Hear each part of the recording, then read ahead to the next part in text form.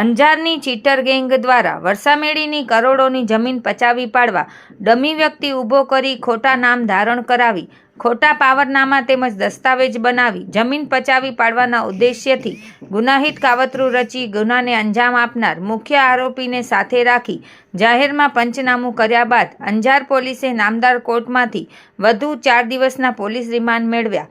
Anjar police સ્ટેશનમાં નોંધાયેલા ગુના મુજબ વરસામેડીની કરોડોની જમીનમાં બનાવટી દસ્તાવેજો બનાવીને વેચી નાખવાના કેસમાં મુખ્ય આરોપી દીન મામદ કાસમ રાયમાં રહે અંજારની ધરપકડ કરવામાં આવ્યા બાદ પોલીસ દ્વારા પંચોની હાજરીમાં આરોપીને સાથે રાખીને ગુના સંબંધિત સ્થળ પર ઝડપી અને તપાસ પંચનામું કરવાની કાર્યવાહી હાથ ધરવામાં આવી હતી।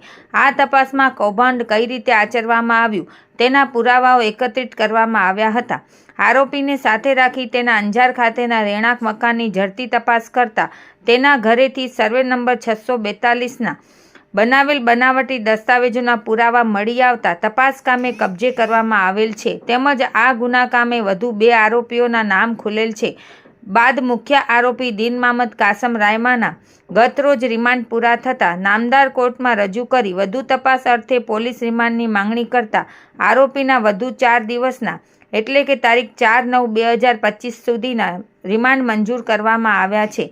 અત્યાર સુધી આ ગુનામાં કુલ 5 આરોપીઓ દીન મામદ કાસમભાઈ રાયમા, પચાણ સુરાભાઈ રબારી, સુલતાન અબુબાકર ખલીફા, શંકરભાઈ કેશવજી ચંદ્રા અને મહેશ શંકરભાઈ ચંદ્રાની ધરપકડ થઈ ચૂકી છે। હજુ 4 આરોપીઓ અજીત સૈયદ, રાજુ અમરસિંહ બારોટ, સંજય પ્રતાપભાઈ ઠક્કર અને પ્રકાશ પ્રેમજીભાઈ દયા પકડવાના બાકી હોવાનું પોલીસે જણાવ્યું હતું। આ કામગીરી અંજાર પોલીસ સ્ટેશનના પીઆઈ AR ગોહિલ તથા અંજાર પોલીસ સ્ટાફના માણસો દ્વારા કરવામાં આવેલ છે।